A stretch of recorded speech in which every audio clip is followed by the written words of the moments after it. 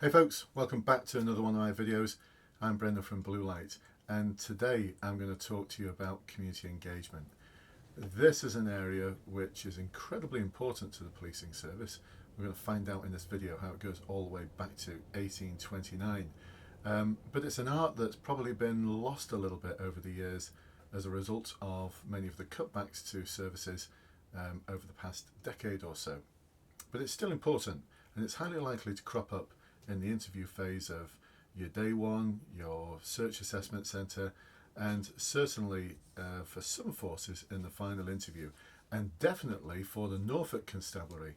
One of my clients has just emailed me the other day to say that as part of their final interview, as well as being asked competency and values based questions, they're also expected to deliver a 10-minute presentation.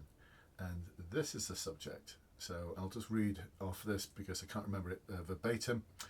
Norfolk Constabulary engages with a number of internal and external stakeholders. As a police officer, who will you work with and how will these stakeholders assist you to deliver a relevant policing service to the communities within Norfolk? So there's a lot going on there because in effect it's talking about community engagement and how you're going to actually do that community engagement. Now, if you're one of my clients, then go to the client-only Facebook group where I've put together a video which will explain to you how you're going to be able to completely blow them away at this interview by talking about Robert Peel's initial vision for the police service and what it would be, and linking in with some of the stuff I'm going to talk about in this video, which is going to be very helpful for you. But especially looking at the process of enabling communities to be the best version that they can possibly be. Now, what are my credentials to be able to talk about this? Well, I was a neighbourhood inspector for about 8 years in Greater Manchester Police. A lot of the photographs you see behind me and newspaper cuttings are as a result of that work I did as a neighbourhood inspector. I went on to work with the European Union as an international advisory board member for a 3-year project that was looking at improving the relationship between citizens and the police across Europe. And I've spoken at conferences on these subjects. If you go to the Bluelight Facebook support group and go under the files, and there's a link below to get to that group. In the files section, there's an article called Responsible Citizenship that was penned for the Reform think tank by the previous Chief Constable of Greater Manchester Police, Sir Peter Fahey. And he based that on the work I did. I know that because he came out and joined me for a day, went away, wrote that article, and when I read it and when that community members read it, they went, I know all about that. That's me they're talking about. And I did ask him, was that based on the work in Offerton? And he just sort of had a wry smile. Of course it was. So, Norfolk Constabulary engages with a number of internal and external stakeholders. As a police officer, who will you work with and how will these stakeholders assist you to deliver a relevant policing service to communities within Norfolk? This all stems from community engagement. It all starts with community engagement. But you need to know what community engagement actually is. So also in the link below, there's a document or how to access document called Why is a Clutch Slipping? This is a document from a guy called Dave Simmons, who's from the College of Policing. It was published under the sort of College of Policing banner because he was a field officer at the time for them. And it's an excellent read and one that's quite hard to find actually because I don't know why the College of Policing didn't push it as much as they should have, but it's quite visionary really, looking at some of the examples of what community engagement could be if it were to be really, really effective. Now, I kind of warmed to this document because there's some examples given, there's some case studies given, and I think there's 5 of them in there, and 4 out of the 5 of them I've been involved with, or one of them is still involved with the intensive engagement process. Because also I've been working with police forces for the past few years, several years actually now, Thames Valley Police, Notts Police, Gloucestershire Constabulary, West Yorkshire Police, supporting their efforts to improve their community engagement and problem solving. So the first thing I think we need to do is to define community engagement before we move into sort of how we work alongside stakeholders.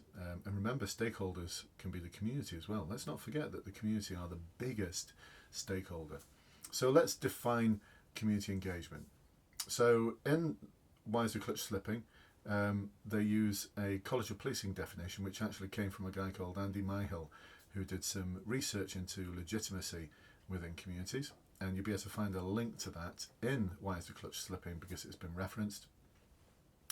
He defined community engagement as the process of enabling the participation of citizens and communities in policing at their chosen level. And it can range from providing information and reassurance to empowering the community to identify and problem solve issues within their community, and at the same time also to influence strategic decisions. So there's quite a lot there to remember. I often sum it up and ask people just to remember the first bit, the process of enabling the participation of citizens and communities in policing at their chosen level. Now in the video on the Facebook group, in the client only group, I'm going to spin that definition around a little bit. So what if it were the process of enabling policing to be involved in citizenship and communities at a level chosen by citizens and communities? A bit deeper. I've done this at conferences and flipped it around a little bit and gets people's heads thinking about how we might actually be getting community engagement wrong with that sort of you said we did paradigm.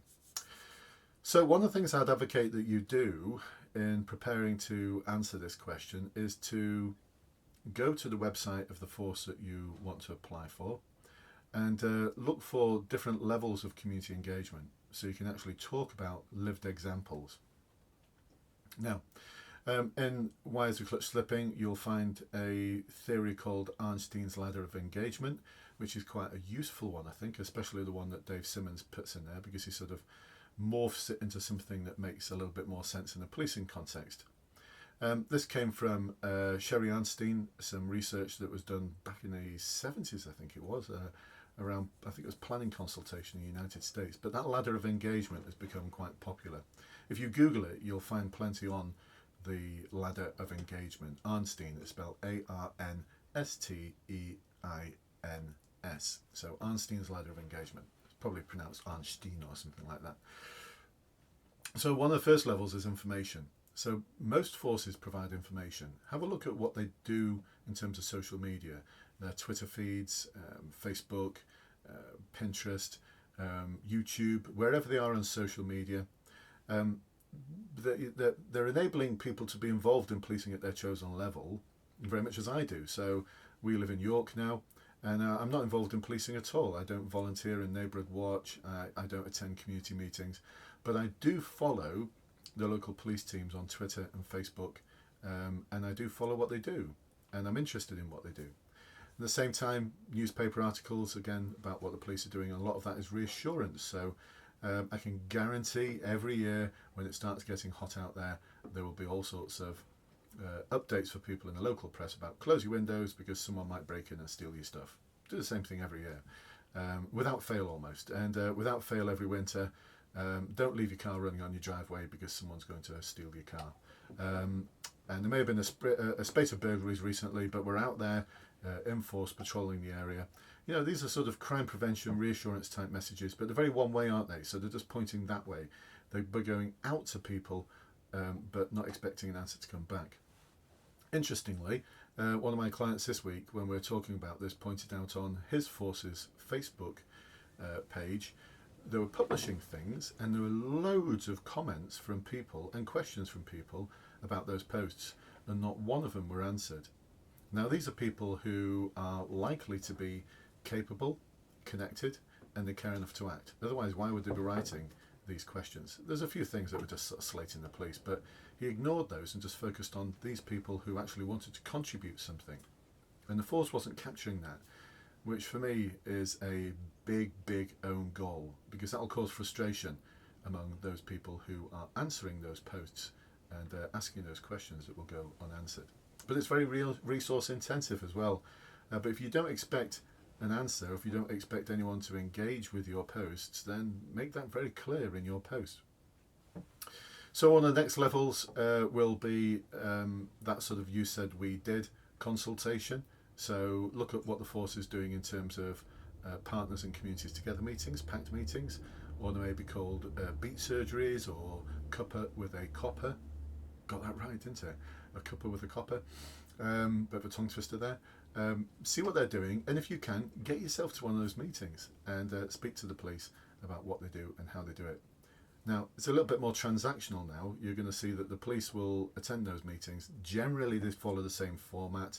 Police at the top, lots of rows of seats for members of the public, very few people attending them, which is interesting. I mean, I wouldn't go to one of them. Normally, they're very boring. They're about an hour long. I never used to run them this way, by the way. I'd run my community events very, very differently. So it'll be an update from the police, an update from the council, update from the fire service who may be there, or any other partners, some crime figures, and at the very end they'll ask questions about what are your problems and your priorities. You said we did. The theory being that you tell us what the problems are and your priorities are, and then we go away and address them, and then we come back and tell you what we've done. And you'll see on a lot of Force websites that they will have examples of online forums where you can take part in answering those questions. Tell us what your problems and priorities are. But also, if you look on Force websites, you'll see that a lot of the information is so terribly out of date. Oh my goodness, or really vague, like antisocial behaviour. You know, what does that mean? I mean, it was before the phrase was even invented, because you won't find any reference to it prior to 1998 when the Crime and Disorder Act came in. Tony Blair, the Prime Minister back then, was once famously asked, so how do you define antisocial behaviour? If it's going to be legislation, you're going to have an ASBO and all of this legislation around antisocial behaviour, how do you actually define it? Famously, he came back and said it's the opposite of proper behaviour. Well, that clears everything up then, doesn't it? So it's going to be really specific to be meaningful. Critique it. Look at what's good and look at what's not working there. And also take a look at other forms of community engagement, participation by citizens, the neighbourhood watch, mini police, special constabulary, special PCSOs in some forces. And then take a look at how they promote those ways of participating in policing. So we're starting to build up this really nice rounded image now of what community engagement should be. Now in the client-only group, I'm going to go into a very special and dear method of community engagement for me, because this is something I sort of pioneered as a neighbourhood inspector. It's why Peter Fahey wrote about it. It's why I ended up on the advisory board for that EU project. Because the approach I took was one that was less you said we did, and more you said and we said, how can we support and enable you to be the best version of your community that you could ever be? And it's based in a lot of the theories around something called asset-based community development, appreciative inquiry, and all sorts of other models and structures and theories that I took and morphed around, played around with, until we got this amazing structure in place in the community that enabled them to be the best version of that community they could be. And that's the work I've been doing in police forces up and down the country over the past several years, as well as all the recruitment stuff. So in terms of stakeholders as well, internal stakeholders, to help answer the question for Norfolk, I would take a look at what partners exist within the police service. So you'd be looking at, probably a good place to look would be the MASH, the Multi-Agency Safeguarding Hub. See if the force has got a MASH, Multi-Agency Safeguarding Hub, and see how they operate. And look at the internal organisations. So you may have the detectives, you'll have firearms unit, you'll have neighbourhood policing, response teams. Look at all the different diverse organisations internally and how they link in with each other depending on what's going on in the communities. Have a look at what partners the police work with. Primarily it's going to be things like housing associations, the local council, but look at all the different organisations within the council. So you've got environmental services, licensing for the nighttime economy, and you may have social services as well, who may have a part to play in issues like homelessness. Take a look at the drug and alcohol treatment services that may exist, and how vulnerability is managed within the multi-agency safeguarding hub. So there's quite a lot for you to do there as sort of homework, if you like. But trust me, if you do all of those things, it's going to be really, really helpful for you in your preparation for the assessment centre, the final interview, and it'll give you a good grounding as to what to expect when you hit the ground running. Because, you know, policing isn't just about policing. The police cannot solve all of the problems in our communities, the complex problems that exist on their own. They need partner agencies to work alongside, and importantly, they need communities. So I'm also going to, in the blurb below, put a link to a talk that I was going to call him Sir Ian Hopkins. I'm not sure if he is a Sir. Is he? Ian Hopkins? Is he a Sir yet? Anyway, the Chief Constable of Greater Manchester. People call him Sir, he's a Chief. I'm not sure if he is actually knighted yet, or whether he will be. I don't know. I don't know anything before any rumours start spreading around. But there's a really interesting talk he gave at the Police Foundation's conference a couple of years ago, and I'll put a link in the blurb below to that. And he talks there about the challenges of place-based working, different forms of community commissioning like participatory budgeting, and that's the sort of thing I'm going to talk about in the client-only group. Something that's very dear to my heart, a method of community engagement that just reduced crime so much. It really did, and it goes all the way back to the Peelian principles, the one that you often hear: the police are the public and the public are the police. A bonus to anyone who can finish that line off. Go on, in your head, see if you can finish that line off. No, most people can't, and most police officers can't either. So in 1829, Sir Robert Peel, the founder of the British Police Service, came up with some principles, and one of those principles was that the police are the public and the public are the police. That line went on to say that the police just being members of the public who are paid full time to carry out a role which is incumbent on all citizens in the interests of community welfare and existence. Wow, what a visionary. Community welfare and existence is the thing that's important, what we should be working towards. And this is what I'm going to talk about in the client-only group, because this is asset-based community development. This is enabling the community to be the best version of itself it can be, as opposed to trying to fix all its problems. Communities aren't broken, they just need support, they need enabling.